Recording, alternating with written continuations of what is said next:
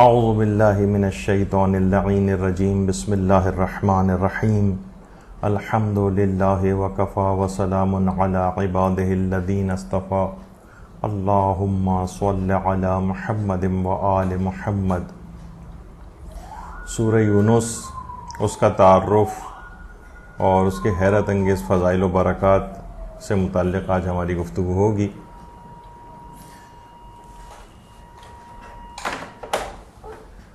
سورہ مبارک یونس قرآن مجید کا 11ویں پارے کا سورہ ہے اور ترتیب نزولی کے اعتبار سے اس کا 50واں یا 54واں نمبر ہے، یعنی نزولی اعتبار سے جب یہ نازل ہوا تھا تو یا تو 50واں یا 54واں نمبر ہے اس کا۔ البتہ جو موجودہ جمع آوری ہے اس کے اعتبار سے یہ قرآن مجید میں 10واں سورہ ہے، موجودہ جمع آوری کے اعتبار سے۔ ویسے تو سورہ یونس مکی سورہ ہے اور البتہ اس کی جو آیات 94 تا 96 یہ مدنی ہے، مکی سورہ ہے۔ جیسا کہ اس سے پہلے بھی ہم نے گزشتہ سوروں کے تعارف کے اندر یہ بات بتائی تھی کہ مکی یعنی اگر کوئی سورہ مکی ہے تو اس میں کچھ ضروری نہیں کہ تمام کی تمام آیات مکی ہوں، کچھ آیات مدنی بھی ہو سکتی ہیں، مدنی سوروں میں مکی آیات بھی ہو سکتی ہیں۔ تو اس کی جو آیات 94 تا 96 جو ہیں وہ مدنی ہیں، اگرچہ سورہ خود مکی ہے، اور اس میں کل آیات کی تعداد 109 ہے، اور اس سورہ میں 1844 کلمات ہیں اور 7593 الفاظ ہیں۔ یا پھر ان روایات کی روشنی میں بات عرض کر دی جائے جس میں یہ کہا گیا ہے کہ قرآن کے ہر حرف اور لفظ کے اوپر الگ الگ نیکیاں جو ہے ملتی ہیں، تو اس طرح کم سے کم اس سورے کی تلاوت سے 7593 تو صرف نیکیاں کم سے کم جو ہے وہ تو ضرور مومن کے نام اعمال میں جاتی ہیں۔ اچھا، اس کے متعلق یہ کہا جاتا ہے کہ وہ سورہ جو حروف مقطعات سے شروع ہوتے ہیں ان میں یہ سورہ چوتھے نمبر پر ہے۔ حروف مقطعات سے شروع ہونے والے سوروں میں یہ سورہ چوتھے نمبر پر ہے، اور یہ سورہ پیغمبر اکرم صلی اللہ علیہ وآلہ وسلم اللہم صل علی محمد وآل محمد کی مکی زندگی کے آخری 4 یا 5 سال میں نازل ہوا ہے۔ اگر ہم اس سورہ کی فضیلت دیکھیں تو فضیلت سورہ یونس کے اعتبار سے یہ سورہ، پہلی فضیلت اس کی یہ ہے کہ یہ جہالت سے حفاظت کرتا ہے۔ ہمارے چھٹے امام جعفر صادق علیہ السلام یہ بات ارشاد فرماتے ہیں کہ جو شخص ہر 2 یا 3 ماہ میں ایک بار سورہ یونس کی تلاوت کرتا ہے تو اسے یہ خوف نہیں ہوگا کہ میں جاہل ہوں، بلکہ قیامت کے دن وہ مقربین میں سے ہوگا۔ تو اس لحاظ سے انسان کو اپنے پاس کیلنڈر میں مارک بھی کر لینا چاہیے کہ ہر 2 یا 3 مہینے میں ایک دفعہ سورہ یونس کی تلاوت کر لے، اور اس اعتبار سے کوئی بہت زیادہ طویل سورہ بھی نہیں ہے، اس کی تلاوت کرنے میں کوئی ایسی بڑی مشکل بھی حائل نہیں ہوگی۔ یعنی یہ سورہ جہالت سے حفاظت کرتا ہے، یعنی اگر کوئی شخص ہر 2 یا 3 مہینے میں ایک بار اس سورہ کی تلاوت کر لے تو اسے یہ خوف نہیں ہوگا کہ قیامت کے روز سے جاہلوں میں شمار کیا جائے، بلکہ قیامت کے دن وہ مقربین بارگاہ الہی میں سے ہوگا۔ یعنی اچھا، یہ جو روایت ہے تفسیر نور الثقلین میں بھی ہے، تفسیر صافی میں بھی ہے، تفسیر مجموع البیان میں بھی ہے، تفسیر عیاشی میں بھی ہے، ثواب الاعمال میں شیخ صدوق نے بھی اس روایت کو نقل کیا ہے۔ یعنی سورہ قیامت کے روز اس کو جاہلوں میں سے ہونے سے محفوظ رکھے گا، اور یقیناً اس کے جو دنیاوی آثار ہوں گے تو پھر اس میں یہ بھی ہوگا کہ وہ اس دنیا میں بھی انشاءاللہ جہالت سے محفوظ ہوگا اور علم اس کو پروردگار کی طرف سے عطا ہوگا۔ دوسرا اس کا فضیلت یہ ہے اور فائدہ یہ ہے کہ حضرت یونس کی قوم کی تعداد کے مساوی ثواب اس کو دیا جائے گا۔ تفسیر برہان میں، تفسیر مجموع البیان میں اور بحار الانوار میں علامہ مجلسی نے بھی اس روایت کو لکھا ہے کہ پیغمبر اکرم ختمی مرتبہ صلی اللہ علیہ وآلہ وسلم ارشاد فرماتے ہیں کہ جو اس سورے کی تلاوت کرے گا اسے حضرت یونس کی قوم پر ایمان لانے والوں اور ان پر ایمان نہ لانے والے جو افراد ہوں گے، یعنی ان کی تمام امت کے برابر مساوی ثواب دیا جائے گا۔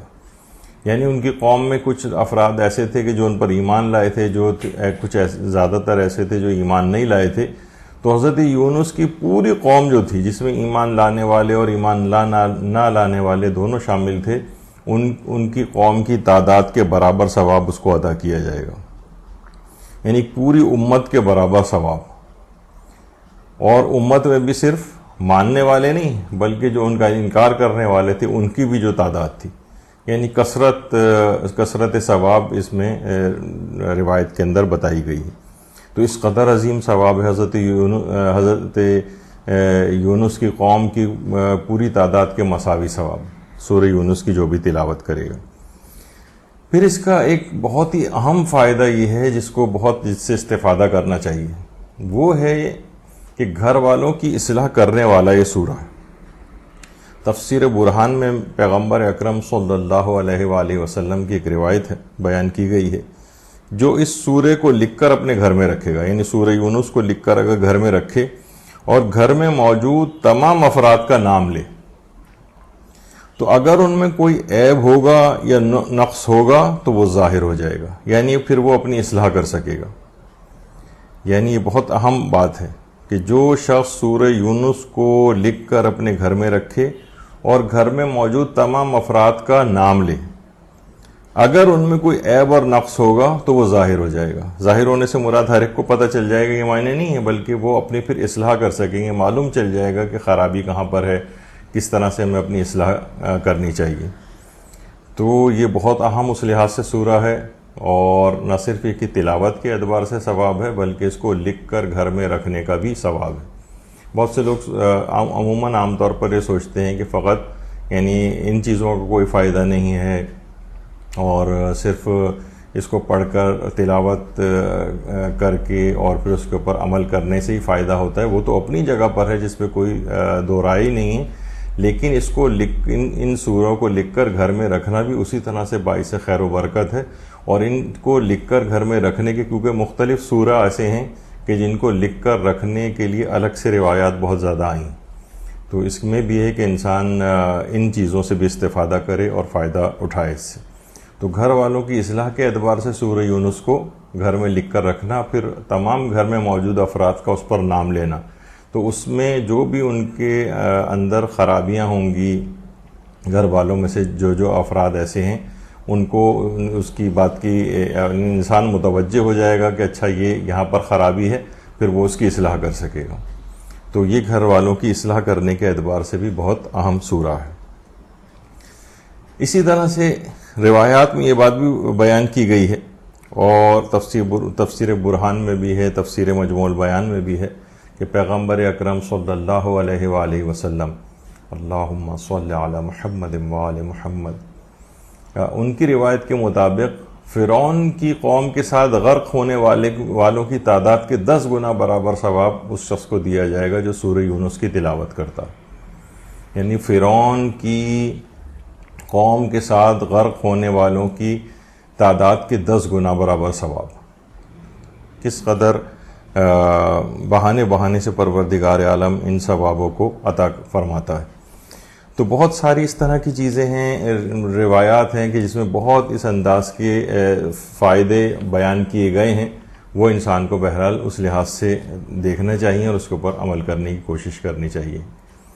اچھا، پھر ایک اور ہے کہ اگر یہ بھی آئی ہے یہ چیز، جیسے کہ خواص، جو کتاب ہے خواص آیات قرآن کریم، جس میں قرآنی آیات کے بہت سارے اس طرح کے خواص جو کہ علماء عرفاء وغیرہ نے ایکسپیرینس کیے ہیں، اس میں یہ ہے کہ اگر کوئی شخص سورہ یونس کی آیت نمبر 12، اگر اس آیت کو کسی نئے برتن پر خالص نیت اور خالص توجہ کے ساتھ لکھے، سورہ یونس کی آیت نمبر 12 یعنی اس آیت کو کسی نئے برتن پر، پرانے برتن پہ نہیں، کسی نئے برتن پر خالص نیت کے ساتھ اور مکمل توجہ کے ساتھ لکھے اور اس تحریر کو روغن زیتون سے محو کرے. یعنی مثلا زعفران وغیرہ سے لکھا اس نے، پھر اس کے بعد صرف ایک ہی آیت لکھنی ہے، آیت نمبر 12، پھر اس کے بعد روغن زیتون سے یعنی اولیو آئل جو ہوتا ہے اس سے اس کو محو کرے، اور پھر اس کو درد کی جگہ پر، اس تیل کو درد کی جگہ پر لگائے تو انشاءاللہ اس کا درد زائل ہو جائے گا. یعنی اگر پاؤں میں کسی جگہ پر اس کو تکلیف ہوتی ہے یا پہلو میں اس کے تکلیف ہوتی ہے، پیٹ میں بھی اگر کسی کو تکلیف ہے اور درد ہے تو اس درد کے لیے بھی یہ اس کی خصوصیت بتائی گئی. یعنی سورہ یونس کی آیت نمبر 12 کو کسی نئے برتن پہ لکھا جائے، خالص نیت، خالص توجہ، پروردگار سے شفا مانگتے ہوئے، چاہتے ہوئے، آئمہ معصومین کا توسل اختیار کرتے ہوئے، اور پھر جو اس نے تحریر لکھی ہے اس کو اولیو آئل سے اس کو صاف کر دے، اور پھر وہ جو آئل ہو اس کو درد کی جگہ کے اوپر لگائے، پیٹ کے درد کی جگہ پر یا پاؤں میں کسی بھی جگہ پر ہو.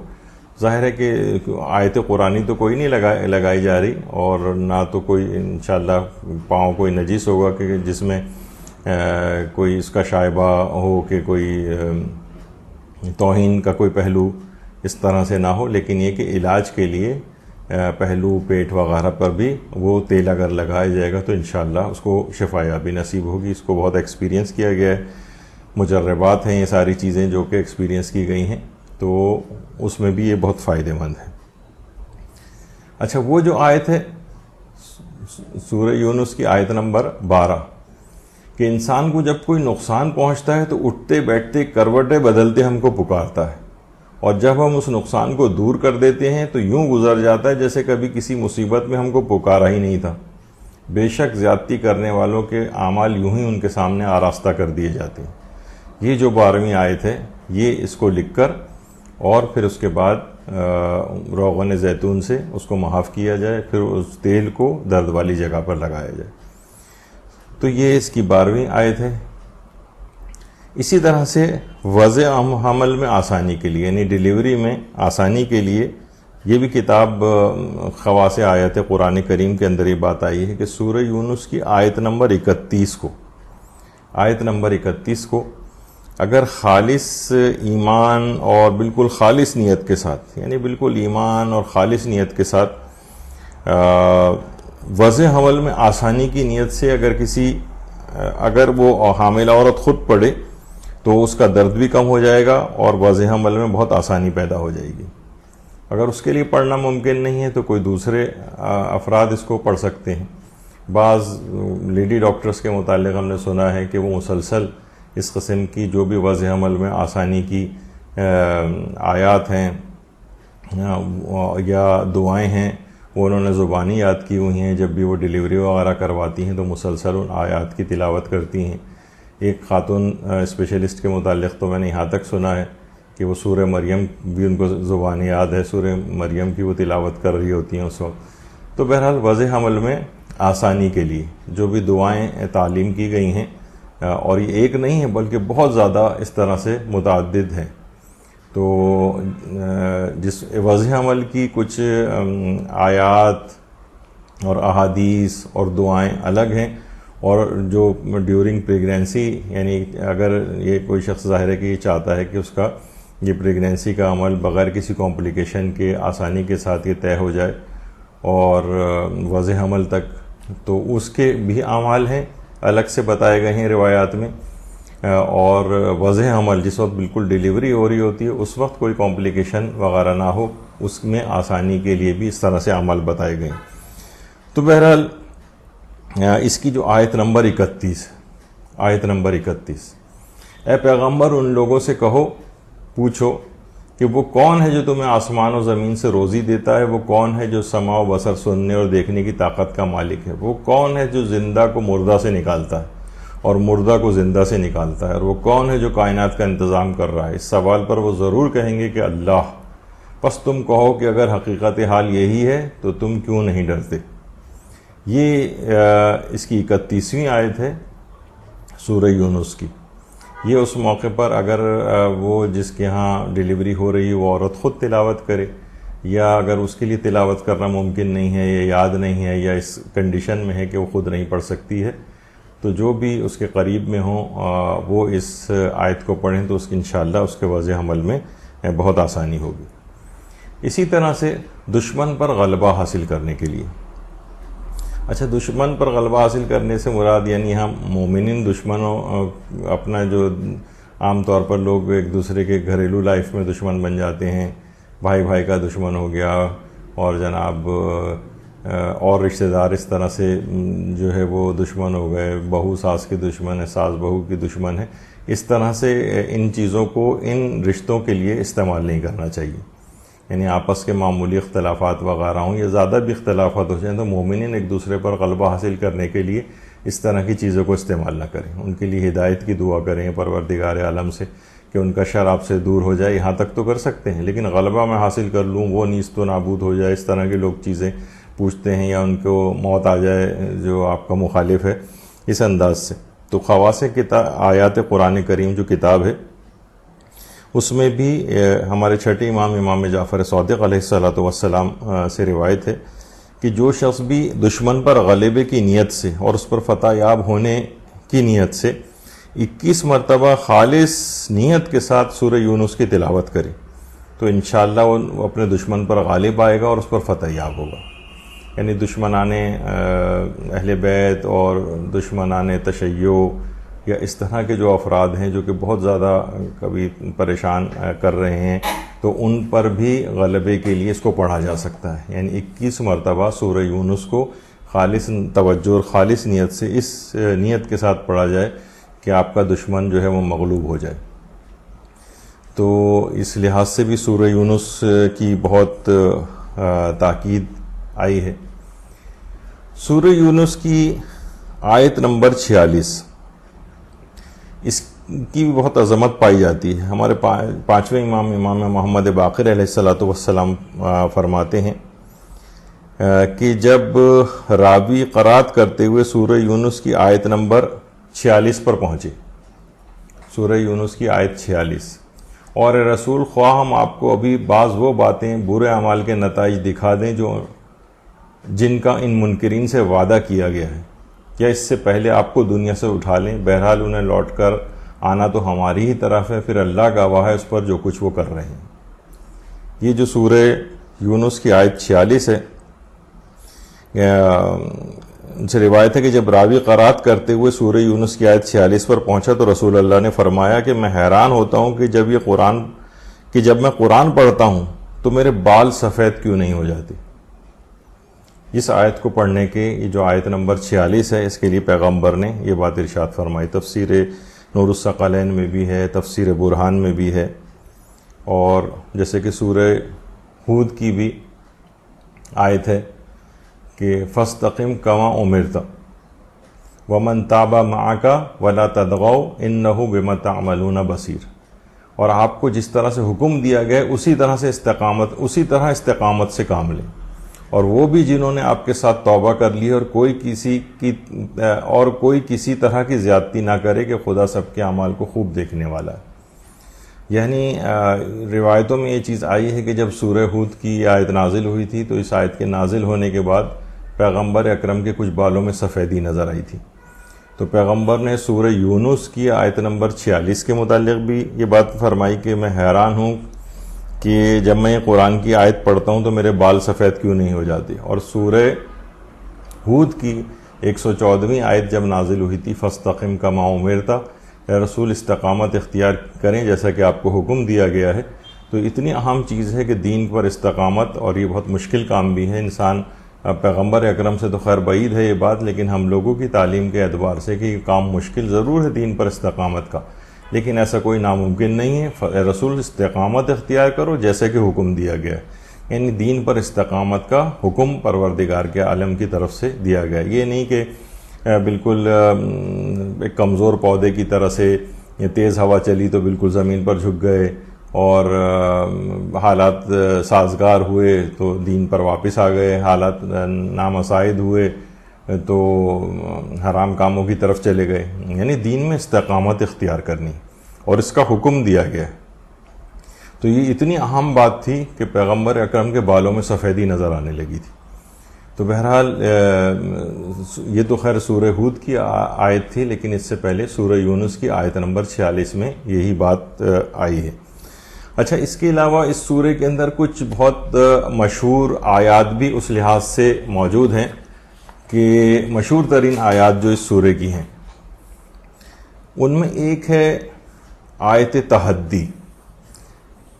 اچھا، آیت تحدی اصلاً تحدی چیلنج کو کہتے ہیں، جو سورہ یونس کی آیت نمبر 38 ام یقولون افتراہ قل فأتوا بسورۃ مثلہ وادعوا من استطعتم من دون اللہ ان کنتم صادقین.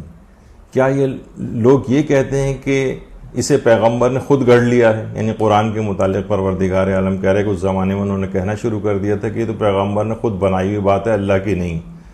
تو کہہ دیجئے کہ تم اس کے جیسا ایک ہی سورہ لے آؤ اور خدا کے علاوہ جسے چاہو اپنی مدد کے لیے بلا لو اگر تم اپنے الزام میں سچے ہو. یہ آیت تحدی، اس آیت کے اندر ایک چیلنج کیا گیا ہے، یعنی ایک ہی سورہ بنا کر لے آؤ. اچھا، پورے قرآن میں 5 آیات ایسی ہیں جہاں رسول اکرم نے مخالفین کو چیلنج کیا ہے. ان 5 میں سے ایک یہ آیت نمبر 38 بھی ہے سورہ یونس کی، کہ جو منکرین نبوت ان کو چیلنج دیا گیا کہ رسول اکرم کی مانند معجزات بنا کر لے آؤ. ویسے تو دیکھیے قرآن کی ہر آیت ہی ایک معجزہ ہے، اور قرآن کا ہر سورہ معجزہ ہے، اور قرآن پورا کا پورا معجزہ ہے. اور یہ چیلنج جو ہے قرآن کے معجزہ ہونے کی دلیل ہے. یعنی تمام جن و انس مل کر بھی قرآن کی مثل نہیں لا سکتے. سورہ اسراء کی آیات ہیں. اسی طرح سورہ ہود میں کہا ہے کہ تمام قرآن کی مثل نہیں لا سکتے ہو تو 10 سورتیں بنا کر لے آؤ. پھر سورہ یونس میں کہا کہ ایک چھوٹی سے چھوٹی سورہ ہی بنا کر لے آؤ، ایک چھوٹی سے چھوٹی سورہ کی مثل بنا کر لے آؤ. اچھا، یہ تمام اعلانات جو تھے یہ مکے میں ہوئے تھے، اور ہجرت مدینہ کے بعد پھر مدینہ پہنچ کر سورہ بقرہ کی آیات میں اس چیلنج کو دوبارہ دہرایا بھی گیا کہ ایک ہی سورہ بنا کر لے آؤ. اور آج 1450 سال کے قریب تقریباً ہو چکے ہیں، اور یہ قرآن کی حقانیت کی دلیل ہے کہ کوئی شخص بھی آج تک اس کا کوئی مثل اور جواب نہیں لا سکا، اور قرآن کا یہ چیلنج جو ہے آج تک موجود ہے. کوئی آج تک اس کو ممکن ہی نہیں ہے کہ قرآن کا کوئی جواب لا سکے. فَإِن لَمْ تَفْعَلُوا وَلَن تَفْعَلُوا، اگر تم اس کی مثل نہیں لائے اور نہ لا سکتے ہو، یعنی قرآن نے واضح طور پر کہا ہے کہ جس سے قرآن کا معجزہ ہونا بالکل واضح ہو جاتا ہے. اچھا، بعض افراد نے کچھ چھوٹی چھوٹی سورہ بنانے کی کوشش بھی کی ہے. کسی نے سورہ کوثر بنانے کی کوشش کی. آیت اللہ خوئی نے البیان فی تفسیر القرآن ان کی جو تفسیر قرآن لکھ رہے تھے، آیت اللہ خوئی نے مقدمہ تفسیر قرآن لکھا تھا، سورہ الحمد وغیرہ کی تفسیر لکھی تھی. اسی زمانے میں تفسیر المیزان آ گئی آیت اللہ محمد حسین طباطبائی کی، جس کو دیکھنے کے بعد کہا جاتا ہے کہ آیت اللہ خوئی نے تفسیر کا کام روک دیا تھا اور ایک اطمینان کا اظہار کیا تھا کہ جیسی تفسیر میں لکھنا چاہتا تھا وہ پہلے سے یعنی لکھ دی گئی ہے. تو اس پہ پھر مزید کام نہیں کیا انہوں نے. لیکن البیان فی تفسیر القرآن کے نام سے جو ان کا مقدمہ تفسیر ہے وہ اردو ترجمہ بھی ہو چکا ہے، اور تفسیر سورہ الحمد کو تو الگ سے اردو زبان میں شائع بھی کیا گیا ہے. تو اس میں آیت اللہ خوئی نے البیان فی تفسیر القرآن کے نام سے جو مقدمہ تفسیر آیا ہے، اس کے اندر بھی ان تمام جعلی طور پر افراد نے جو کوشش کی ہے سورہ بنانے کی، تو ان کے وہ جو سورہ انہوں نے صرف 4 5 6 آیتوں کے بھی جو سورہ بنائے ہیں، اس کے اندر اتنی غلطیوں کی نشاندہی کی ہے، یعنی وہ واقعتاً نہیں ہے کہ جن لوگوں نے اس کی پوری ٹرائی کی ہے ان کو اس دنیا ہی کے اندر انتہائی شرمندگی کا سامنا کرنا پڑا. یعنی صرف یہ نہیں کوئی بھی ٹیڑھی میڑھی کسی بھی طرح کی کوئی چیز بنا کر جو ہے وہ پیش کر دے اور کہہ دے کہ یہ دیکھیے ہم نے اس جیسا ایک سورہ جو ہے بنا دیا ہے. نہیں، وہ اس آیت اللہ خوئی نے تمام اس کے اغلاط بتائی ہیں. اس کے اندر وہ ایک تفصیلی موضوع ہے جو البیان فی تفسیر القرآن کے نام سے جو آپریشن آیت اللہ خوئی نے ان سورہ کا کیا ہے جو جعلی طور پر بنائے گئے ہیں قرآن کے مقابلے میں. تو بہرحال اس کے اندر ان تمام غلطیوں کی نشاندہی کی ہے. تو یہ آیت تحدی جو ہے وہ کہلاتی ہے, جو اس کی مشہور ترین آیت ہے سورہ یونس کی آیت نمبر 38 کہ اگر تم اس قرآن کی مسل نہیں بنا سکتے ہو تو کم سے کم ایک سورہ ہی بنا کر لے آؤ. تو ایک ہی سورہ لے آؤ. اور میں نے جیسے کہا کہ بہت سارے متعدد مقامات پر قرآن میں اس چیلنج کو بار بار دہرایا گیا ہے, جسے آج تک کبھی کوئی اس کا جواب نہیں لا سکا, جو کہ قرآن کے معجزہ ہونے کی دلیل ہے. اسی طرح سے اس کے اندر جو اس کی مشہور ترین آیات ہیں ان میں سے ایک آیت ظن ہے. آیت ظن, ان الظن وما يتبع اکثرهم الا ظنا ان الظن لا یغنی من الحق شیئا ان اللہ علیم بما یفعلون. 36ویں آیت. اور ان کی اکثریت تو صرف خیالات کا اتباع کرتی ہے, جبکہ گمان حق کے بارے میں کوئی فائدہ نہیں پہنچا سکتا, بے شک اللہ ان کے اعمال سے خوب واقف ہے. اچھا, اب یہ دیکھیے کہ آیت نمبر 36 جو ہے یہاں پر یعنی گمان اور ظن جو ہے یہ کسی بھی چیز کو, کسی حق بات کو ثابت نہیں کرتا. اس میں بہرحال ایک ہمارے ہاں ایک اصول فقہ کا بھی ایک قاعدہ اور ایک بحث ہے. یعنی اس آیت میں ظن و گمان پر عمل کرنے کی ممانعت ہے, لیکن ماہرین اصول فقہ جو ہیں وہ یہ بات واضح کرتے ہیں کہ ہر قسم کے ظن کی ممانعت نہیں کی گئی ہے, کیونکہ فقہ کے اندر ہم دیکھتے ہیں کہ بہت سارے ظن ایسے ہیں کہ جن کو حجت مانا گیا ہے, جن کے اوپر عمل کو جائز جو ہے وہ سمجھا گیا ہے. البتہ جو اصول دین ہیں, توحید, عدل, نبوت, امامت, قیامت, اس پہ مکمل یقین ہونا چاہیے. اور اس میں یہ نہیں کہ صرف ایک ظن سے کام نہیں لینا چاہیے, یعنی اصول دین کے اندر یقین ہو, ظن نہیں ہونا چاہیے. اور جن عقائد کا علم یعنی حاصل کرنا ضروری ہے, جن کے متعلق واجب ہے کہ ان کو حاصل کیا جائے, ان کے بارے میں بالکل یقین ہونا چاہیے, تقلید کے ذریعے بھی نہیں ہونا چاہیے. البتہ یہ کہ جو عام طور پہ کہا جاتا ہے کہ عقائد کے اندر تقلید نہیں ہوتی, یہ خود ایک ذرا تفصیلی موضوع ہے, اور تمام عقائد کی بات نہیں ہے, کیونکہ بہت سے عقائد اس طرح سے ہیں کہ ہم علماء سے دریافت کرتے ہیں کہ اس میں صحیح عقیدہ کیا ہے, پھر ان کی بات پر اطمینان ہو جاتا ہے تو ہم اس کو اپنا عقیدہ بناتے ہیں.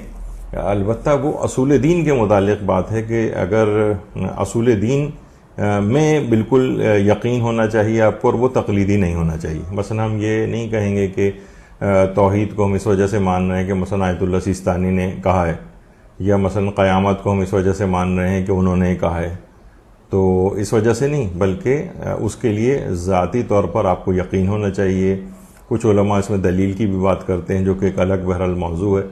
یعنی جو ظن ہے یعنی یقینی بات نہیں ہے, وہ حق بات کو ثابت نہیں کرتی ہے. لیکن بہرحال یہ کہ یہ ہمارے ہاں تھوڑے سے ایک بات اور بتا دی جائے کہ ظن کیا چیز ہوتی ہے, آپ کو سمجھانے کے لیے اس لحاظ سے بات کہی جا سکتی ہے کہ دیکھیے عام طور پر علماء اس کو اس طرح سے بھی بیان کرتے ہیں کہ جیسے وہم ہے, وہم 0% خیال کو کہتے ہیں, وہم 0%, یعنی بالکل ایک ایسے ہی آپ کو دل میں ایک وسوسہ سا پیدا ہو رہا ہے, اس کی کوئی اہمیت نہیں. عام طور پر لوگ وہم کو ہی شک سمجھنے لگتے ہیں, جبکہ ایسا نہیں. وہم 0% خیال ہے, اور مثلا 1% سے لے کر 49% تک کا خیال ہوتا ہے, اسے احتمال کہتے ہیں. احتمال. اچھا, کبھی کبھار احتمال عقلائی بھی ہوتا ہے, اس کی بھی بڑی اہمیت ہوتی ہے. عقلاء کے نزدیک اس کا احتمال, یہ بھی شریعت کے بہت سارے مسائل کے اندر حجت سمجھا جاتا ہے کہ احتمال عقلائی اگر ہے تو اس کے مطابق عمل کیا جائے گا. اچھا, 50% جو خیال ہوتا ہے اس کو شک کہتے ہیں. ایسا یعنی شک کہتے ہیں ایسا خیال جس کے دونوں پہلو بالکل برابر ہوتے ہیں, 50%.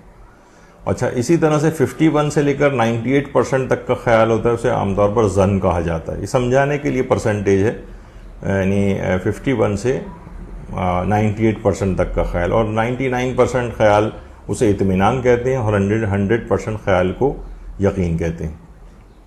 تو 0% جو خیال ہوتا ہے وہ وہم ہے، 1 سے لے کر 49% تک کا خیال احتمال ہے، 50% شک ہے، 51 سے 98% تک کا ظن ہے، 99 اطمینان ہے، 100% یقین ہے۔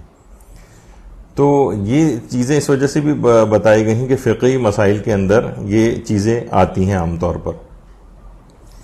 اچھا، اسی کے اندر جیسے اس میں مثال اب دی جا سکتی ہے کہ یہ ظن کی بات ویسے تو عقائد وغیرہ میں نہیں چلتی لیکن فقہ میں چلتی ہے۔ مثلا کہا جاتا ہے کہ اصول ہے ہمارے ہیں کہ رکعات جو ہیں نماز کی ان کا ظن یقین ہے اور افعال کا ظن شک ہے۔ یعنی نماز میں 2 طرح کی چیزیں ہوتی ہیں، ایک تو رکعات ہوتی ہیں اور ایک افعال ہوتے ہیں، مثلا رکوع ہے، سجدہ ہے۔ تو علماء یہ بیان فرماتے ہیں اگر کسی کو رکعات میں ظن ہو جائے، مثلا اگر وہ نماز کوئی شخص پڑھ رہا ہے اور اسے یہ شک ہو جائے کہ میری تیسری رکعت ہے یا چوتھی رکعت، اچھا اگر 100% دل کی بات ہو تو پھر تو وہ شک ہوگا ہی نہیں، اپنے یقین کے مطابق عمل کرے گا، ظاہر ہے اس کے مطابق نماز پڑھے گا۔ لیکن اگر اس کو شک ہو جائے یا ظن ہو جائے کہ دل مثلا 70% دل یہ کہہ رہا ہے، 60% دل یہ کہہ رہا ہے، یعنی دل ایک طرف جھک رہا ہو کہ میری تیسری رکعت ہے، تو اسی تیسری رکعت کو ہی سمجھ کے وہ مکمل کرے، اور 4 رکعت ہی نماز پڑھ رہا ہے تو اس کے بعد چوتھی رکعت پڑھ کے نماز ختم کرے، کچھ بھی اس کو نہیں کرنا ہے، کیونکہ رکعات کا جو ظن ہے وہ یقین کے قائم مقام ہے۔ رکعات کا ظن یقین ہے، یعنی یہ فقہ اصول فقہ کا ایک قاعدہ ہے ہماری فقہ کا کہ رکعات کا جو ظن ہوتا ہے وہ یقین ہے۔ یعنی اس میں اگرچہ 100% بات نہیں، اس کے مطابق عمل کرنا چاہیے، لیکن اس کے ظن کو بھی یقین سمجھا گیا ہے۔ یعنی آپ یہی سمجھیں کہ یعنی دل جس طرف بھی آپ کا جھک رہا ہے، آپ اسی جھکے ہوئے دل کی طرف، یعنی دیکھیے 50% ہوتا ہے تو وہ شک ہوتا ہے، لیکن اگر ہم غور و فکر کریں، تھوڑا سا دل میں سوچیں کہ مثلا میری تیسری رکعت ہے، چوتھی رکعت، گھڑی بھی ہمارے سامنے ہے، مثلا یہ ہاتھ میں ہے، ہم نے دیکھا کہ ہم 1 رکعت عام طور پر 1 منٹ میں پڑھ لیتے ہیں، تو ابھی تو 3 منٹ ہوئے ہیں، تو دل خود بخود جھک گیا کہ یہ تیسری رکعت ہی ہوگی، یا مثلا دل جھک گیا کہ میری چوتھی رکعت ہے، بس چوتھی رکعت سمجھ کے اسے نماز کو ختم کریں اور اسی کو یقین سمجھیں، اور اس کے بعد کچھ بھی آپ کو نہیں کرنا ہے۔ یعنی جو عقائد والے جو ظن ہیں ان کی بات الگ ہے، اور یہ میں اس کی تفسیر کے طور پر نہیں بات کہہ رہا ہوں، بلکہ اس سے ضمنی جو کچھ چیزیں ہیں جہاں پر یہ ظن عام طور پہ لوگ اس طرح کی چیزیں پیش کرتے ہیں تو وہ فقہ کے اندر نہیں چلتی ہیں، صرف یہ بات بیان کرنا اس میں مقصود ہے۔ رکعات کا ظن یقین ہوتا ہے۔ اچھا، اسی طرح سے افعال کا ظن شک ہے، یعنی افعال مثلا اگر آپ سجدہ کر کے بیٹھے اور اب یہ شک ہونے لگا پتہ نہیں میں نے 1 سجدہ کیا ہے یا 2 سجدے کیے، یہ فعل تھا آپ کا، افعال میں آتا ہے سجدے، اب 2 سجدے کرنا ہے آپ کو، اب آپ کو پتہ نہیں 1 کیا ہے یا 2 کیا ہے، تو افعال کا جو ظن بھی ہے، یعنی 90% بھی دل کہہ رہا ہے، 95% بھی دل کہہ رہا ہے کہ میں نے 2 کر دی، تب بھی اس کو یقین نہیں سمجھا جائے گا، بلکہ سمجھا جائے گا کہ شک ہی ہے اور 1 سجدہ آپ کو اور کرنا پڑے گا۔ یعنی آپ کو تو پتہ نہیں ہے بہرحال کہ آپ کا پہلا سجدہ تھا یا دوسرا سجدہ تھا، اب جو بھی آپ نے سجدہ کیا سمجھیں گے کہ 1 ہی کیا ہے میں نے اور 1 سجدہ اور کریں گے، جبکہ رکعات کے اندر الٹا معاملہ تھا، وہاں پر دل ایک طرف جھک رہا تھا تو ہم نے جھکی ہوئی بات کو ہی یقین سمجھ لیا تھا، اور یہاں جھکا ہوا افعال کے اندر جہاں دل جھک رہا ہے اور یقینی بات نہیں ہے، وہاں پر اس عمل کو دوبارہ کرنا پڑے گا۔ یعنی رکعات کا ظن یقین ہوتا ہے، افعال کا جو ظن ہوتا ہے وہ شک کے حکم میں ہوتا ہے، یعنی پھر اس کے بعد اس چیز کو دوبارہ کرنا ہوتا ہے۔ تو بہرحال یہ تمام چیزیں ایسی ہیں کہ یہ عام طور پر نمازوں کے اندر بھی یہ چیز پیش آتی ہے۔ اسی طریقے سے قرآن کے متعلق جیسے کہا جاتا ہے کہ قرآن قطعی الصدور و ظنی الدلالہ ہے، یعنی قرآن جو ہے یعنی قطعی طور پر ایک لفظ اس کا وہی ہے جو پروردگار عالم نے نازل کیا ہے، یعنی ہم ایک چیز کے متعلق سے ایک آیت ایک حرف کے متعلق کہہ سکتے ہیں کہ یہی اعتقاد رکھنا ہے کہ یہ پروردگار عالم کی طرف سے ہے۔ لیکن ظنی الدلالہ ہے، قرآن کی بہت سی آیات ایسی ہیں کہ ہم 100% تک آیات احکام بھی ہم یہ نہیں کہہ سکتے کہ پروردگار بھی یہی کہنا چاہتا ہے جو کہ ہم سمجھ رہے ہیں، یعنی ہمارے فہم میں یہ چیز ہو سکتی ہے۔ یعنی قرآن ہے تو قطعی الصدور، یعنی ایک ایک لفظ وہی ہے جو پروردگار عالم نے نازل کیا، لیکن ظنی الدلالہ ہے. دیکھیں یہاں پہ ظن کا لفظ آ رہا ہے. یعنی اگر ہم کسی چیز کو مسئلے کو ثابت کرنا چاہیں تو بعض مسئلے ایسے ہیں کہ ہم 100% یقین کے ساتھ یہ بات نہیں کہہ سکتے کہ مراد پروردگار یہاں پر یہی ہے. بہت سی ایسی چیزیں ہو سکتی ہیں. تو فقہ میں ظن کی اہمیت ہے، اس کو قبول بھی کیا جاتا ہے، البتہ عقائد واجبہ میں ظن کی اہمیت نہیں. اچھا، اسی طرح سے ایک چیز ہوتی ہے ظن قوی، یعنی سمجھے وہ 97-98% تک کا خیال جو ہوتا ہے. اچھا دیکھیے، کسی چیز کے متعلق مثلا اگر آپ کو ظن بھی ہے، ایک ہوتا ہے شک، بلکہ ظن بھی اگر ہے، مثلا کوئی چیز سامنے ہے، 90% دل ہمارا کہہ رہا ہے کہ چیز نجس ہے، لیکن 100% ہمیں کنفرم نہیں ہے.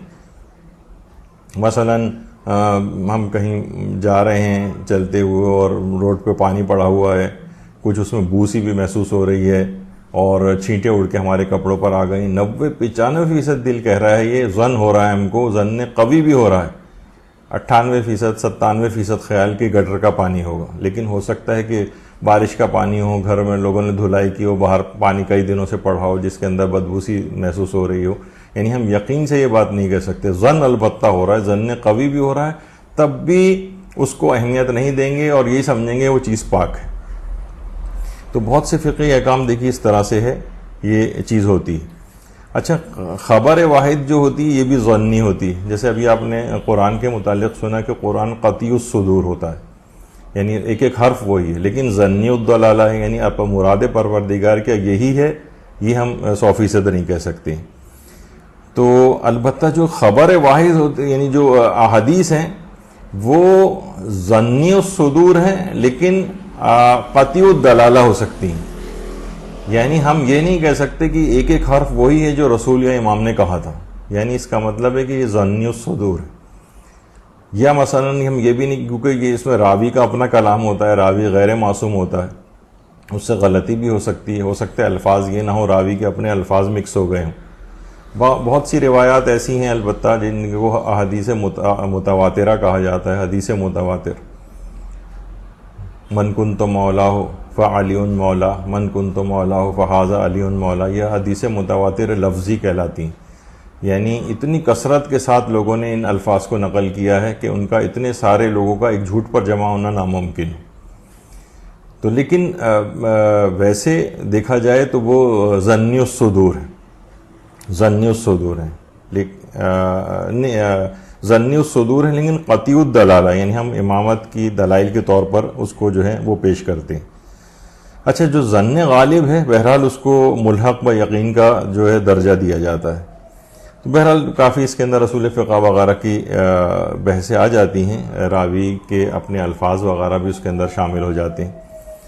اچھا، بعض اوقات دیکھیے یہ بھی ہوتا ہے، کیونکہ ظاہر قرآن کی باتیں آ رہی ہیں تو بہت سے مباحث کی طرف سے فقط اشارہ کر رہے ہیں، کوئی اس کا حل تو نہیں کر رہے ہیں اس کو.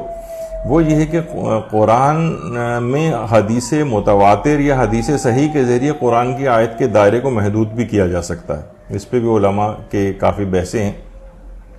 مثلا یوصیکم اللہ فی اولادکم، یعنی خدا تم کو وصیت کرتا ہے کہ اپنی اولاد کو میراث دو، یعنی جس کا مطلب ہے ساری اولاد کو میراث دینی ہے. یہ قرآن کی آیت آ گئی، لوگ آیت کو پیش کرتے ہیں. لیکن مثلا حدیث آ گئی لا یرث الکافر بالمؤمن، یعنی کافر بیٹے کو میراث نہیں ملے گی. اچھا، ادھر قرآن کہہ رہا ہے کہ سب کو میراث ملے گی، حدیث کہہ رہی ہے کہ بیٹا اگر کافر ہو جائے تو کافر جو ہے وہ مسلمان کی میراث نہیں پاتا ہے. اس کا مطلب اس حدیث نے آگے جا کر قرآن کی آیت کے دائرے کو، آیت کو کینسل نہیں کیا ہے معاذ اللہ، قرآن کی آیت کے دائرے کو محدود کر دیا کہ سب کو میراث ملے گی لیکن اس کافر بیٹے کو میراث نہیں ملے گی. یا مثلا قاتل بیٹے کو میراث نہیں ملے گی. قرآن کہہ رہا ہے کہ اپنی اولاد کو میراث دو، اور حدیث میں آیا کہ قاتل بیٹے کو میراث نہیں ملے گی. یعنی بیٹے نے اگر باپ کو قتل کر دیا ہے، یعنی کوئی اور قتل نہیں، یعنی بیٹے نے اگر اپنے باپ کو قتل کر دیا ہے اور وہ آ کر کہے کہ بھائی میں اب میراث میں مجھے باپ کی میراث ملنی چاہیے، تو نہیں، حدیث کے اندر یہ آ گیا کہ قاتل کو میراث نہیں ملتی، یعنی وہ بیٹا کہ جس نے اپنے باپ کو قتل کیا. تو یہاں پر بہرحال ایک بحث ہے کہ جو حدیث ظنی الصدور ہے اور قرآن جو ہے وہ قطعی الصدور ہے، تو ایک ظنی الصدور قطعی الصدور میں تخصیص کیسے کر سکتی ہے؟ خیر یہ بڑے علماء کی بحثیں ہیں. بہرحال ان کے نتیجے کچھ یہ ہیں کہ حدیث متواتر اور حدیث صحیح جو ہے وہ قرآن کی آیت میں یعنی اس کے دائرے کو محدود کر سکتی ہے، کیونکہ قرآن بھی ظنی الدلالہ ہے، خبر واحد بھی ظنی الدلالہ ہے. تو بہرحال اس میں پھر علماء کی بحثیں وغیرہ ہیں. تو آپ نے دیکھا کہ بہرحال یہ ایک صرف ظن کی ایک بحث ہے، اور اس میں پورے علماء نے اصول فقہ کے کتنے قواعد اس کے اندر اس میں بحث ہوتی ہے. اس لحاظ سے وہ افراد جو کہ صرف قرآن کے ظواہر کو صرف ظاہری آیت کا ترجمہ دیکھ کے مسائل کو خود سے ہی اخذ کر رہے ہوتے ہیں، تو ان کے لیے کتنی ایک آگ سے کھیلنے والی بات ہے کہ اس میں کتنی پیچیدگیاں بھی ہیں. اس میں دوسری روایات اور احادیث میں قوانین، اصول، قواعد پائے جاتے ہیں. تو لہٰذا ایک اجتہادی معاملات ہیں اس کے اندر، جس میں قرآن کو بھی لیا جاتا ہے. لوگ قرآن بس براہ راست پڑھ کے خود سے جو مسائل اخذ کرتے ہیں، یہ بالکل غیر صحت مندانہ قسم کا ایک رویہ ہے جس کی مذمت کی جانی چاہیے. عام لوگوں کے بس کی بات نہیں ہے کہ وہ احکام کو اس طرح سے قرآن سے نکالیں. اس میں بہت پیچیدگیاں ہیں، ایک لفظ کے اوپر بحث ہوتی ہے، اس سے ٹکرانے والی بہت ساری چیزیں دیکھی جاتی ہیں، احادیث دیکھی جاتی ہیں. پھر دیکھا جاتا ہے یہ چیز قرآن سے ٹکرا بھی رہی ہے نہیں ٹکرا رہی ہے. بعض اوقات ہم سمجھ رہے ہوتے ہیں کہ ٹکرا رہی ہے، لیکن وہ ٹکراؤ نہیں ہوتا. بہت سے لوگ یہ بات کرتے ہیں کہ جناب وہ حدیثیں جو قرآن سے ٹکرائیں انہیں دیوار پر دے مارنا چاہیے، حدیثیں پیش کرتے ہیں. لیکن اصلاً وہ ان کا فہم ہوتا ہے جو وہ ٹکراؤ کو محسوس کر رہا ہوتا ہے، وہ قرآن سے ٹکرا نہیں رہی ہوتی. جیسے یہی ہے کہ اپنی اولاد کو میراث دو، اور وہ استثناء بیان ہو رہا ہے روایت کے اندر کہ کافر کو نہیں ملے گی اور قاتل کو نہیں ملے گی. اب یہاں پر ٹکراؤ نہیں ہے، یہ ہمارا فہم ہے جو کہ ٹکراؤ کو سمجھ رہا ہے. اصلاً ہم اس وجہ سے کہ صرف اپنے فہم کی وجہ سے یا سوء فہم کی وجہ سے حدیث کو ٹھکرا رہے ہوتے ہیں، جبکہ یہ غلط ہے. ہوتا ہے عام افراد کے بس کی بات نہیں کہ اس طرح کی چیزوں کے اندر وہ گرفتار ہوں. اچھا، اسی طریقے سے اس میں ایک آیت ہے وَآخِرُ دَعْوَانَا أَنِ الْحَمْدُ لِلَّهِ رَبِّ الْعَالَمِينَ. یہ تو خیر نہیں ہے، آیت یہ ہے وَآخِرُ دَعْوَاهُمْ أَنِ الْحَمْدُ لِلَّهِ رَبِّ الْعَالَمِينَ. اچھا، تقاریر میں یہ آیت خطبوں میں یا پیغامات کے آخر کے اندر عام طور پر پڑھی جاتی ہے، لیکن اجتماع میں اگر پڑھا جائے تو آخر و دعوانا کر دیتے ہیں تاکہ وہ اجتماعی دعا کے اندر تبدیل ہو جائے. لیکن ویسے آیت ہے تو ان ترجمہ یہ ہے کہ وہاں ان کا قول یہ ہوگا کہ خدایا تو پاک اور بے نیاز ہے، اور ان کا تحفہ سلام ہوگا، اور ان کا آخری بیان یہ ہوگا کہ ساری تعریف خدائے رب العالمین کے لیے. وآخر دعواہم ان الحمد للہ رب العالمین، یا جس کو خطبہ وغیرہ وآخر دعوانا ان الحمد للہ رب العالمین، یہ بھی مشہور اس کی آیات کے اندر سے ایک ہے. اچھا، اسی طرح سے اس کی ایک آیت نمبر 64 ہے جس کے اندر متقین کی صفات بیان کی گئی ہیں. لہم البشری فی الحیات الدنیا وفی الآخرہ لا تبدیل لکلمات اللہ ذالک هو الفوز العظیم. ان کے لیے زندگانی دنیا اور آخرت دونوں مقامات پر بشارت اور خوشخبری ہے، اور کلمات خدا میں کوئی تبدیلی واقع نہیں ہو سکتی، اور یہی در حقیقت عظیم کامیابی ہے. یہ بھی اس کی مشہور آیات میں سے آیت نمبر 64 کہ جس کے اندر متقین کی صفات بیان کی گئی. یعنی انسان تقوی و پرہیزگاری کو اختیار کرے تو کیا ہے کہ زندگانی دنیا اور آخرت دونوں مقامات پر بشارت اور خوشخبری اس کے لیے ہوگی. واقعتاً قرآن کی ان آیات میں انسان غور کرے کہ تقوی اختیار کرنے میں یعنی دنیا کی زندگی میں بھی اس کے لیے بشارت اور خوشخبریاں ہیں، اور آخرت کی زندگی کے اندر بھی بشارت اور خوشخبریاں ہیں، اور کلمات خدا میں کوئی تبدیلی واقع نہیں ہو سکتی. یعنی جو وعدہ اس نے متقین کے ساتھ کیا ہے وہ ضرور اس کو پورا کرے گا، اور یہی در حقیقت عظیم کامیابی ہے. کامیابی یہ نہیں ہے کہ ہم فقط یہاں دنیاوی طور پر کچھ چیزوں کو، عہدوں کو یا کسی مقام اور مرتبے کو حاصل کر لیں، بلکہ اصل کامیابی یہ ہے کہ انسان آخرت کے اندر کامیاب ہو جائے، بلکہ دنیا کی حیات میں بھی کامیابی ہو. یعنی نہیں کہ یہاں پر اسی طرح سے اس کو قسمہ پرسی کی حالت میں رہنا ہے اور بس وہ کہے کہ یار بس میں نماز و روزہ ہی کر رہا ہوں. نہیں، دنیا بھی بہترین گزارے اور آخرت میں بھی اس کو کامیابی ملے، یہ ہے اصلاً اور عظیم کامیابی. اگر یہاں پر کچھ سختیاں، پریشانیاں اور کچھ چیزیں اس کو ایسی جھیلنی بھی پڑ جائیں کہ مکمل دنیا حاصل نہیں ہو سکے، تب بھی آخرت تو انشاءاللہ اس کو مکمل حاصل کرنے کی کوشش کرنی چاہیے. اصلاً فوز العظیم، عظیم ترین کامیابی ہے. اس کو انسان کو سمجھنا چاہیے. یہ اس آیت کا. پھر اس کے علاوہ اس میں جو اس کی آیت نمبر 15 کہ اور جب ان کے سامنے ہماری آیات کی تلاوت کی جاتی ہے تو جن لوگوں کو ہماری ملاقات کی امید نہیں ہے وہ کہتے ہیں کہ اس کے علاوہ کوئی دوسرا قرآن لائیے یا اس کو بدل دیجئے. تو آپ کہہ دیجئے کہ مجھے اپنی طرف سے بدلنے کا کوئی اختیار نہیں ہے. میں تو صرف اس امر کی اتباع کرتا ہوں جس کی میری طرف وحی کی جاتی ہے. میں اپنے پروردگار کی نافرمانی کروں تو مجھے ایک بڑے عظیم دن کے عذاب کا خوف ہے. یعنی اس طرح کی جو یہ آیات ہیں اس کے اندر پیغمبر اسلام کو بعض افراد تھے کہ جو اس طرح سے کہا کرتے تھے کہ قرآن کے اندر جو ہے وہ یعنی جب پیغمبر اسلام اکرم قرآن کی تلاوت فرماتے تھے تو لوگ اسے قبول نہیں کرتے تھے اور کہتے تھے کوئی اور قرآن لے آؤ یا اس قرآن کو تبدیل کرو. پیغمبر اکرم فرماتے تھے کہ یہ بات میرے اختیار میں نہیں ہے. اگر میں اپنے پروردگار کی نافرمانی کروں گا تو میں تو عذاب میں مبتلا ہو جاؤں گا.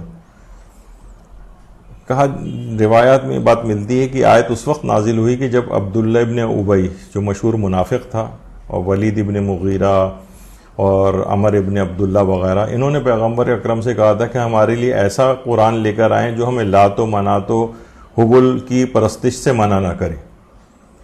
یعنی تبدیلی کر دیں قرآن کے اندر. یہ تو قرآن منع کر رہا ہوتا ہے نا. پیغمبر اکرم نے کہا مجھے تو اپنی طرف سے بدلنے کا کوئی اختیار ہی نہیں. میں تو فقط اس امر کی اتباع کرتا ہوں جس کی میری طرف وحی کی جاتی ہے. میں اپنے پروردگار کی اگر نافرمانی کروں گا اس قرآن کو بدلوں گا تو مجھے ایک بڑے عظیم دن کے عذاب کا خوف ہے. خود بدلتے نہیں قرآن کو بدل دیتے ہیں. ہوئے ہیں کتنے فقیہان حرم بے توفیق جو علامہ اقبال نے کہا ہے. یعنی انسان بعض اوقات قرآن کو بدلنے کی کوشش کرتا ہے. وہ چاہتا ہے کہ جو میرا عقائد اور نظریات ہیں وہ قرآن ان کی تائید کرے. یعنی خود قرآن کی بات کی تائید نہیں کر رہا ہوتا بلکہ جتنے بھی دیکھیں کہ باطل فرقے بھی ہیں وہ اپنے عقائد کے استناد کے لیے قرآن کی آیات ہی کو پیش کرتے ہیں توڑ مڑوڑ کر. تو بہرحال یہاں پر یہ بھی مشہور اس کی آیات میں سے ایک آیت ہے. اچھا اسی طرح سے اس میں مختلف تاریخی واقعات بھی بیان کیے گئے ہیں. مثلا داستان حضرت نوح بیان کی گئی ہے. طوفان نوح کا پورا واقعہ اس کے اندر آیا ہے آیت 71 اور 72 میں تاریخی واقعات میں. اسی طرح سے مثلا داستان موسیٰ وہ آیات جو اس کی 75 سے لے کر 92 تک ہیں اس میں فرعون اور ساحروں کے ساتھ جو مقابلہ ہے حضرت موسیٰ کے واقعات میں وہ اس کے اندر آئے ہیں اسی سورہ میں جو کہ اس میں پڑھے جا سکتے ہیں. اس کے علاوہ داستان حضرت یونس ہے. پھر وہ حضرت یونس کی قوم پر سے عذاب کا برطرف ہونا ہے آیت نمبر 98 میں وہ تاریخی واقعات بھی ہیں. تو بہرحال بہت سے تاریخی واقعات ہیں جیسے یہی داستان حضرت نوح و طوفان, داستان موسیٰ اور ساحروں سے مقابلہ, اور اسی طرح سے داستان حضرت یونس علیہ السلام. اچھا اس سورہ کے جو مضامین ہیں اس میں وجود خدا کو ثابت کرنے کے دلائل اس سورہ کے اندر موجود ہیں. کائنات کے اسرار و رموز کی طرف غور و فکر وہ اس سورہ کے اندر جو ہے وہ موجود ہے. تو اور انبیاء کی داستانوں کے بیان کے ساتھ ساتھ رسول اللہ کے مقام و منزلت کو بھی اس سورہ کے اندر بیان کیا گیا ہے. تو یہ سورہ یونس کے مضامین ہیں. اور اچھا اس کے اندر جو اور آیات بھی ہیں کہ بے شک تمہارا پروردگار وہ ہے جس نے زمین و آسمان کو 6 دنوں میں پیدا کیا اور اس کے بعد اپنے عرش پر اپنے اقتدار کو قائم کیا ہے اور کوئی اس کی اجازت کے بغیر شفاعت کرنے والا نہیں ہے. وہی تمہارا پروردگار ہے, اسی کی عبادت کرو. کیا تمہیں ہوش نہیں آ رہا ہے؟ کیا تمہیں تذکر پیدا نہیں ہو رہا ہے؟ تو اس کے اندر بھی اس میں بھی بڑی بحثیں ہیں کہ زمین و آسمان کو 6 دنوں میں پروردگار نے کیوں پیدا کیا. وہ تو کن فیکون کا مالک ہے, وہ فوراً بھی پیدا کر سکتا ہے. اس کے بھی مختلف جوابات ہیں جو کہ الگ ایک تفصیل چاہتے ہیں. صرف کرتا ہوئے گزر رہا ہوں کہ اس کی مشہور آیات ہیں جو کہ عام طور پر لوگوں کے دماغوں میں بھی کہ آسمان کو 6 دنوں میں پیدا کیا اور اس کی اجازت کے بغیر کوئی شفاعت کرنے والا نہیں ہے. یعنی جن افراد کو اجازت شفاعت ہوگی فقط وہی شفاعت وہاں پر کر سکیں گے. یہ اس کی ایک ہے. اچھا پھر آخرت کی زندگی اور دنیا کی زندگی کی باتیں بیان کی گئی ہیں کہ مثلا دنیاوی زندگی کی مثال اس پانی جیسی ہے جسے ہم نے آسمان سے برسایا اور زمین سے وہ نباتات پیدا ہوئیں، پودے وغیرہ، جن کو انسان اور مویشی سب کھاتے ہیں، یہاں تک کہ جب زمین اپنی زیب و زینت کو لے چکی اور فصل کے سبزہ زار سے آراستہ ہو گئی اور اس کے مالک سمجھے کہ انہیں اس فصل پر قابو حاصل ہے، جب چاہیں گے کاٹ لیں گے، تو ایک دم رات یا دن کو ہمارا حکم آ گیا تو ہم نے اسے اس طرح سے کاٹ کے رکھ دیا کہ گویا وہاں کل کچھ تھا ہی نہیں۔ ہم غور و فکر کرنے والوں کے لیے اسی طرح کھول کھول کر اپنی آیتوں کو پیش کرتے ہیں۔ یعنی اس میں دنیاوی زندگی کی مثال یہاں پر بیان کی گئی ہے۔ انما مثل الحیات الدنیا کماء انزلناہ من السماء، یعنی دنیاوی کی مثال اس پانی کی سی ہے، یعنی آسمان سے برسا رہا ہے، زمین پیدا ہو رہی، سب کھا رہے ہیں، فصل تیار ہو گئی ہے، وہ سوچ رہے ہیں کہ ہم جب چاہیں کاٹ لیں گے، لیکن اچانک سے حکم خدا آ گیا اور سب ختم ہو گیا۔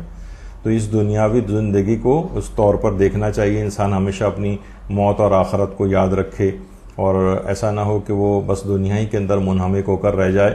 بظاہر سب چیزیں بالکل ٹھیک ٹھاک چل رہی ہوتی ہیں اور اچانک سے کوئی ایک مصیبت آ جاتی ہے، اچانک سے ایسی بیماری میں مبتلا ہو جاتا ہے، اچانک سے بس کہ اب اس کی زندگی کا ٹائم پورا ہو جاتا ہے اور اسے جانا پڑتا ہے۔ یہاں ہزاروں سال کی لوگ بیٹھ کے پلاننگ کر رہے ہوتے ہیں، اور بوڑھے بھی ہیں، وہ بھی سوچ رہے ہوتے ہیں کہ ابھی ہم 100-150 سال تک اور مثلا زندہ رہیں گے۔ تو یہاں ہر وقت انسان اپنے تیاری موت کی مکمل رکھے اور دنیاوی زندگی کی اس مثال کو یاد رکھے جو پروردگار عالم نے سورہ یونس کی آیت نمبر جو ہے وہ 44 کے اندر پیش کی ہے۔ تو بہرحال اس طرح سے، اور پھر اگلی آیات میں، اور جن لوگوں نے برائیاں کمائی ہیں تو برائی کی سزا بھی ویسی ہی برائی ہے اور ان پر ذلت و خواری چھا جائے گی، ان کو اللہ کے قانون مکافات عمل سے کوئی بچانے والا نہ ہوگا۔ ان کے چہرے سیاہ ہوں گے، گویا ان کے چہروں کو اندھیری رات کے ٹکڑوں سے ڈھانپ دیا گیا ہے۔ کأنما اغشیت وجوہہم قطعا من اللیل مظلما اولئک اصحاب النار هم فیہا خالدون، یہی لوگ دوزخی ہوں گے جو اس میں ہمیشہ رہیں گے۔ یعنی جن لوگوں نے بھی برائیاں کمائی ہیں، برائیوں کی سزا بھی ویسی ہی برائی ہے۔ کہہ رہے ہیں کہ ان برائیوں، ان گناہوں کے نتیجے میں کیا ہوگا، ان کے چہروں پر ذلت و خواری چھا جائے گی، کوئی وہاں بچانے والا نہیں، اور اس قدر ان کے چہرے سیاہ پڑ جائیں گے۔ عجیب و غریب آیات۔ کأنما اغشیت وجوہہم قطعا من اللیل مظلما، گویا ان کے چہروں کو اندھیری رات کے ٹکڑوں سے ڈھانپ دیا گیا ہے۔ قرآن نے کس قدر گناہ گاروں کے لیے یہ جو ہے مثالیں بیان کی ہیں۔ واقعتاً جب ان کو ترجمے کے ساتھ انسان پڑھے تو صرف یہ نہیں کہ فقط پڑھتا ہوا چلا جائے اور اس کو پتہ ہی نہ چلے کہ پروردگار عالم ہم سے کیا کہہ رہے ہیں، ان کے ترجموں کو بھی دیکھنا چاہیے کہ کس قدر گناہ گاروں کے لیے جو ذلت اور خواری قیامت کے روز چھائی ہوگی، اس کو پروردگار عالم نے کس انداز سے بیان کیا۔ تو بہرحال ان چیزوں کو دیکھنا چاہیے۔ اور آیت نمبر 57 کے اندر یہ بات آئی ہے کہ اے لوگوں، تمہارے پاس تمہارے پروردگار کی طرف سے قرآن کی شکل میں پند و موعظہ، دلوں کی بیماریوں کی شفا اور اہل ایمان کے لیے ہدایت و رحمت کا مجموعہ آ گیا ہے، یعنی قرآن۔ اب یعنی اس کے مطابق عمل کرنا ہے۔ یہ قرآن کی شکل میں واعظ و نصیحت کی چیزیں بھی اس کے اندر ہیں، وشفاء لما فی الصدور، دلوں کی بیماریوں کی شفا بھی اسی کے اندر ہے، جسمانی بیماریوں کی شفا بھی اسی میں ہے، دلوں کی بیماریوں کی شفا بھی اسی میں ہے۔ تو اس قرآن کی زیادہ سے زیادہ تلاوت، خاص طور پر ماہ رمضان المبارک بھی قریب ہے، اس کے اندر زیادہ سے زیادہ تلاوت کرنی چاہیے۔ اس کے اندر جو واعظ و نصیحت کی باتیں انسان کو سنے، حاصل کرے، اور اس طرح سے اپنے جسمانی اور روحانی بیماریوں کی شفا بھی اسی قرآن کے اندر تلاش کرے۔ انشاءاللہ جب اس کے اوپر عمل پیرا ہوگا تو دلوں کا زنگ بھی اس کا دور ہوگا اور ہدایت اور رحمت مومنین کی شامل حال ہوگی۔ تو یہ اس کے کچھ پیغامات ہیں اس انداز سے، اور اس کا تعارف بھی آپ نے سنا، کچھ فضائل اور برکات بھی آپ نے اس کے سنے۔ تفصیل کے جو شائقین ہیں وہ بہرحال تفسیر نمونہ یا دیگر جو تفاسیر ہیں ہر آیت کے اعتبار سے وہ اس کے اندر مطالعہ کر سکتے ہیں، کیونکہ اس میں ایک سرسری سے ایک جائزہ ہم لیتے ہیں۔ تو یہ آپ کے سامنے اس کے اندر کون کون سی آیات، مشہور آیات کون سی ہیں، آیات کی فضیلت جو ہے وہ کیا ہے، خود اس سورے کی اپنی فضیلت کیا ہے، اس کی بہت سی انڈیویجول آیتوں کے اندر کون کون سے فقہی اور اصول فقہ کے قوانین وغیرہ ہیں، یہ سب چیزوں کا ایک ہلکا سا ایک اشارہ کرتے ہوئے ہم گزرے ہیں۔ البتہ اس کے اندر پیغام یہی ہے کہ انشاءاللہ کہ سب لوگ اس سورہ یونس کو الگ سے بھی تلاوت کریں گے، اور اس کے اندر مفاہیم کے غور کے لیے مفصل تفاسیر ہیں ان کا مطالعہ بھی جاری رکھیں گے۔ انشاءاللہ اگلی نشست میں سورہ یونس کے بعد والا جو سورہ ہے اس پر ہماری گفتگو ہوگی۔ وصلی اللہ علی محمد وآلہ الطیبین الطاہرین۔ اللہم صل علی محمد وآل محمد وعجل فرجہم۔